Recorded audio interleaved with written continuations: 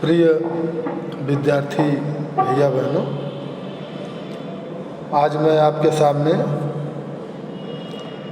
पवन दूतिका शीर्षक का वीडियो भाग 4 व्याख्या भाग 4 लेकर उपस्थित हूँ। 3 वीडियो पवन दूतिका के आपके पास भेजे जा चुके हैं।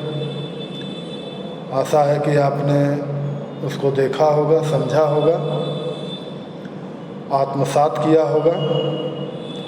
चलिए आगे देखते हैं। तू देखेगी जलद तन को, जा वहीं तदगता,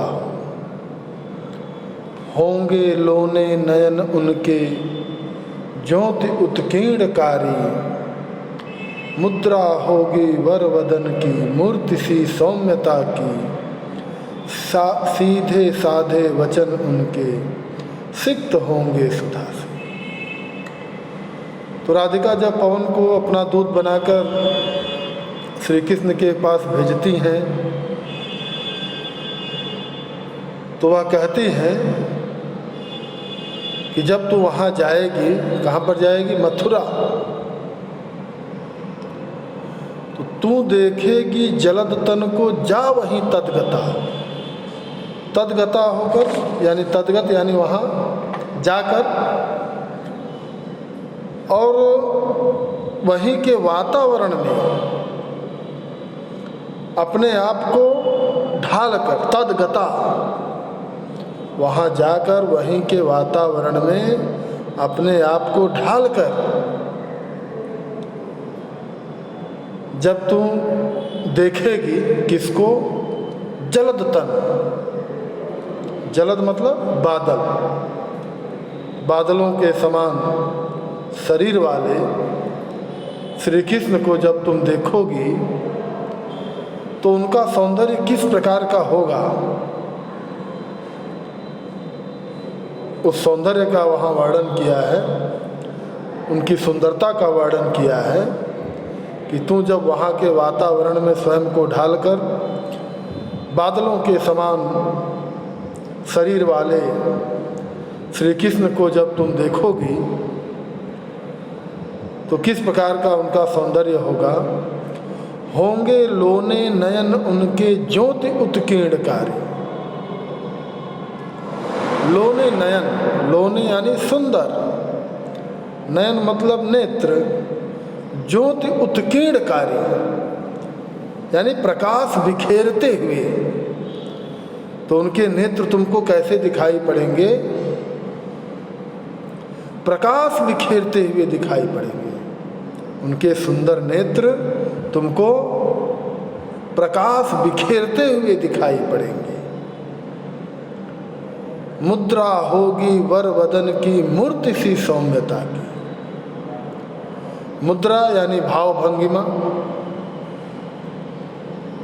वर वदन यहाँ व शब्द है, एक ब होता है जिसका तात्पर्य बदन यानी शरीर से, लेकिन यहाँ व है तो इसका तात्पर्य क्या है? वदन यानी मुख, और वर यानी श्रेष्ठ। तो उनके श्रेष्ठ मुख की जो मुद्रा होगी, जो भाव भंगिमा होगी, वो भाव भंगिमा कैसी होगी? मूर्ति सी सौम्यता की, कि जैसे सौम्य मूर्ति हम देखते हैं ना कि वो हमेशा मुस्कुराहट, सौम्य मूर्ति है, क्रोध वाली मूर्ति नहीं है, तो उसमें क्या होता है? हमेशा हल्की सी मुस्कुराहट रहती है, तो उसी को कहते हैं सौम्य स्वभाव। हल्का सा मुस्कुराते हुए हमेशा जिसका चेहरा रहता है, तो क्या होता है? उसके वे बहुत ही सौम्य सुंदर स्वभाव के व्यक्ति हैं। तो उनके जो श्रेष्ठ मुख की मुद्रा होगी, भाव भंगिमा होगी, वह मूर्ति की सौम्यता के जैसी होगी, सौम्य मूर्ति के समान, या यूँ भी कह लें कि सुंदर मूर्ति के समान मुस्कुराती हुई। सीधे साधे वचन उनके, सिक्त होंगे सुधा से।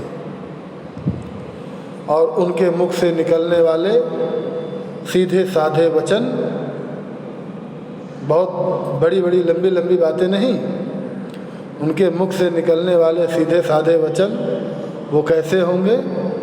सिक्त होंगे सुधा से। सिक्त यानी सिंचित, सींचे हुए, सुधा यानी अमृत। तो उनके वचन किस प्रकार के होंगे? प्रेम के अमृत से सींचे हुए होंगे। उनके मुख से निकलने वाले सीधे साधे वचन किस प्रकार के? प्रेम के अमृत से सींचे हुए। इस प्रकार का वह मीठा बोलते हैं। कहने का तात्पर्य है, नीले फूले कमल दल सी गात की श्यामता है, पीला प्यारा वसन कट में पहनते हैं फबीला, छोटी काली अलग मुख की कांति को है बढ़ाती, सद वस्त्रों में नवल तन की फूटती सी प्रभा है। उनके शारीरिक सौंदर्य का वर्णन अयोध्या सिंह उपाध्याय हरिऔध ने इस पवन दूतिका शीर्षक में राधा के मुख से किस प्रकार करवाया है। नीले फूले कमल दल सी गात की श्यामता है। गात मतलब शरीर, श्यामता यानी श्याम रंग, सांवला रंग उनका किस प्रकार का है? नीले फूले कमल दल, नीले रंग के खिले हुए कमल के समूह के समान उनके गात की श्यामता है, यानी उनके शरीर की श्यामता किसके समान? नीले खिले हुए कमल के समान है। पीला प्यारा वसन कट में पहनते हैं फबीला। कट यानी कमर, फबीला मतलब फबने वाला, अच्छा लगने वाला, सुंदर। किस प्रकार का वसन? वसन यानी वस्त्र। किस प्रकार का वस्त्र वह अपने कमर में पहनते हैं? पीला प्यारा वसन, पीला प्यारा सुंदर अच्छा लगने वाला फबने वाला ऐसा वस्त्र वह अपने कमर में पहनते हैं।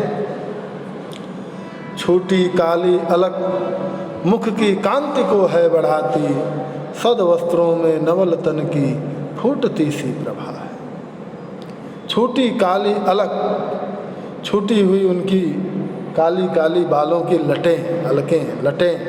अभी तो मेरे बाल हैं नहीं, तो जिसके बाल होंगे वो इसका अनुभव करे।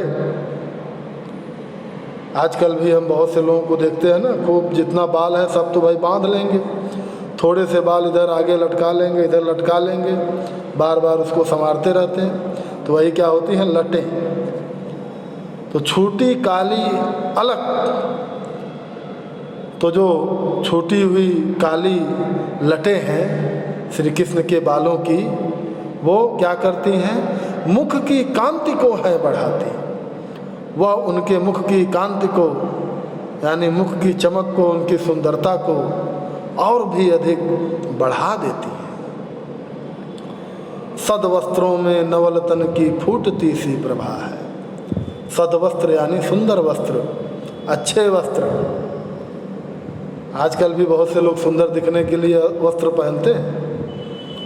आजकल मैं एक आध देखता हूँ, अब तो धीरे धीरे उसका प्रचलन कुछ कम होता नज़र आ रहा है। वो पता नहीं किस प्रकार का पैंट होता है, नीचे से फटा हुआ, और उसको बड़े गर्व के साथ सुंदर लगने के लिए पहनते हैं। तो उसको हम सद वस्त्रों की श्रेणी में नहीं रखते। सद वस्त्र की यहाँ बात की जा रही है कि सद वस्त्रों में नवल तन, नवल तन यानी उनका जो शरीर है वो हमेशा नया दिखता है। तो उनके शरीर की सुंदरता सद वस्त्रों में, सुंदर वस्त्रों में किस प्रकार से होती है? फूटती सी प्रभा है, यानी प्रभा यानी चमक, कांति।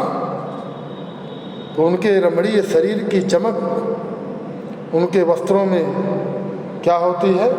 और भी उत्कीर्ण होकर, फैलकर वहाँ के वातावरण को क्या बना देती है? सुंदर बना देती है। सांचे ढाला सकल वपु है, दिव्य सौंदर्यशाली, सत पुष्पों से सुरभि उसकी प्राण संपोषिका है। दोनों कंधे वृषभ वर से हैं बड़े ही सजीले, लंबी बाहें कलब करसी शक्ति की पेटिका है। सांचे ढाला सकल वपु, सकल यानी संपूर्ण, वपु मतलब शरीर। तो उनका शरीर कैसा है? सांचे ढाला, यानी एक सांचे में ढला हुआ। ऐसा नहीं है कि कोई अंग इधर बढ़ गया है, कोई अंग इधर कम जो है घट गया है, या कहीं से किसी प्रकार के शरीर में दोष है। सांचे में ढला हुआ, जैसे कोई आप एक सांचा बना ले और उसमें उसको ढाल दे तो क्या होता है? एकदम बराबर से उसकी आकृति बनकर आती है। तो उनका जो शरीर है, संपूर्ण शरीर दिव्य सौंदर्यशाली, देवताओं के समान सौंदर्य शरीर, सुंदर शरीर उनका किस प्रकार का है? सांचे में ढला हुआ है। सत पुष्पों सी सुरभ उसकी प्राण संपोषिका है। सत पुष्पों सी, सत पुष्प यानी अच्छे पुष्प, अच्छे पुष्पों से निकलने वाली क्या है? सुरभि। सुरभि मतलब सुगंध। उनके शरीर से क्या होता है? सुगंध निकलती रहती है। तो वह सुगंध कैसी है? सत पुष्पों सी है, अच्छे पुष्पों की सुगंध के समान उनके शरीर से निकलने वाली जो सुगंध है वह क्या करती है? प्राण संपोषिका है, अर्थात प्राणों का संपोषण करती रहती है। कहने का तात्पर्य कि जिस प्रकार से सुंदर पुष्पों की सुगंध मन को क्या कर देती है?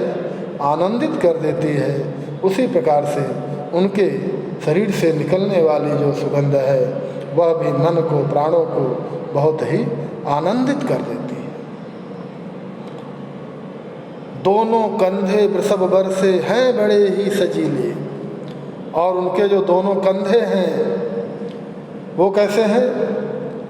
वृषभ वर, वृषभ बैल, सांड, वर यानी श्रेष्ठ, श्रेष्ठ सांड के कंधे के जैसे, दुबले पतले बैल के कंधे के जैसे नहीं, श्रेष्ठ सांड खूब हुष्ट पुष्ट मजबूत, ऐसे श्रेष्ठ सांड के कंधे के जैसे उनके दोनों कंधे वह भी क्या है? बड़े ही सजीले हैं, यानी बलिष्ठ हैं।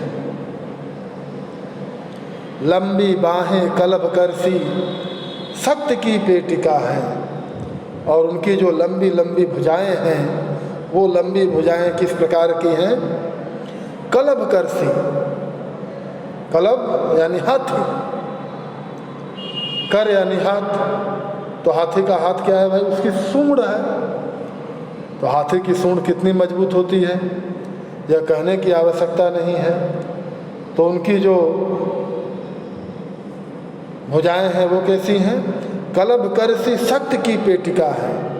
शक्ति की मतलब पेटी है, भंडार है उसमें, इतनी ताकतवर वो भुजाएं हैं। तो श्री कृष्ण की लंबी बाहें हाथी की सूंड के समान शक्ति की पेटी हैं, पिटारी हैं, उसमें अपार बाहुबल भरा हुआ है। राजाओं सा सिर पर लसा दिव्य अपीड आपीड होगा, शोभा होगी उभय श्रुत में स्वर्ण के कुंडलों की। नाना रत्ना कलित भुज में मंजु के यूर होंगे, मोती माला लसित उनका कंबुसा कंठ होगा। राजाओं सा सिर पर लसा, लसा मतलब सुशोभित, लसित उसी को लसा कर दिया कि जिस प्रकार राजाओं के ऊपर अपीड, आपीड यानी मुकुट, दिव्य, दिव्य यानी देवताओं के मुकुट के जैसा जो सर पे मुकुट धारण करते हैं राजा, तो उनके सिर पर जो लगा हुआ मुकुट होगा वह कैसा होगा? देवताओं के मुकुट के जैसा उनके सिर पर लगा हुआ मुकुट होगा। शोभा होगी उभय सुत में स्वर्ण के कुंडलों की।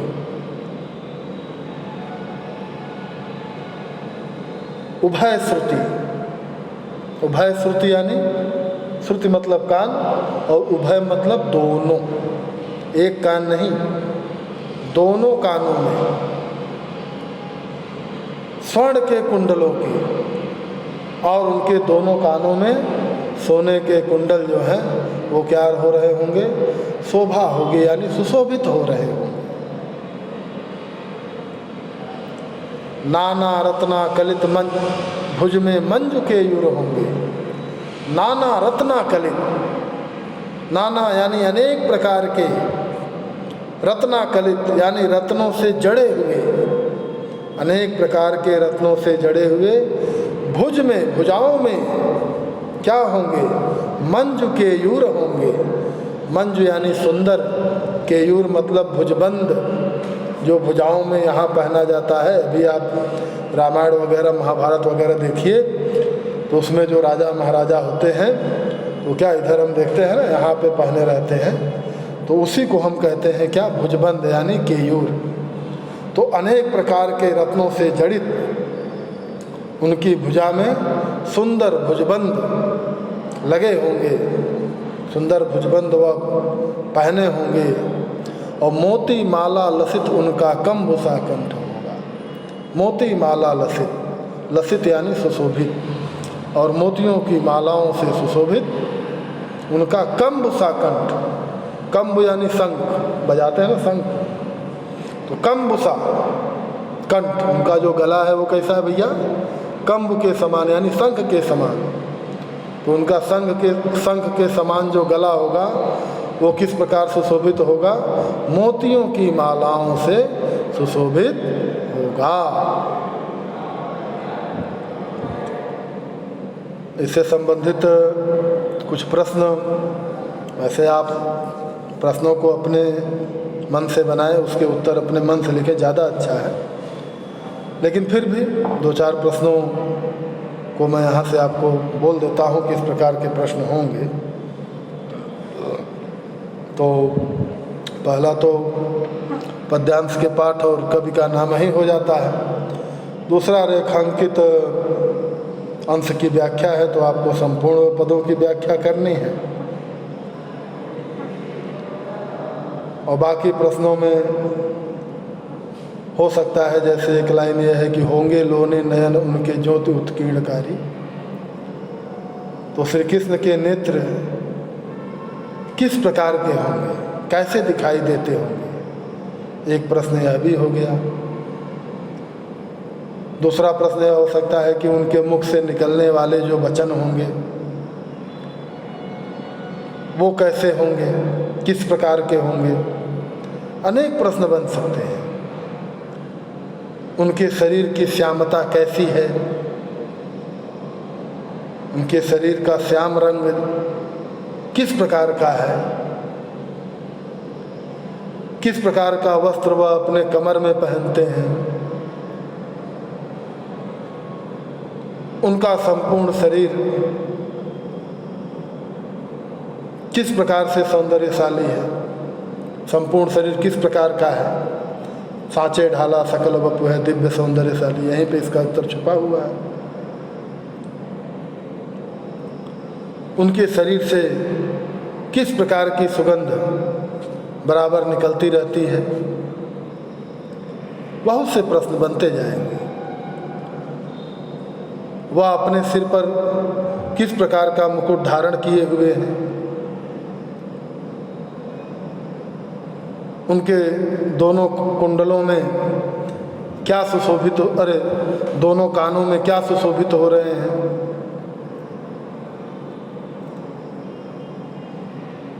उनका गला किस प्रकार का है, या उनके गले की उपमा यहाँ किससे दी गई है, तो इस प्रकार के ये प्रश्न, तमाम प्रश्न बनते रहते हैं। मुझे आशा है कि आप लोगों को अच्छी तरह से समझ में आया होगा और आप लोग इसको अपनी कॉपी पर भी लिखने का प्रयास करेंगे। आज के लिए इतना ही, धन्यवाद।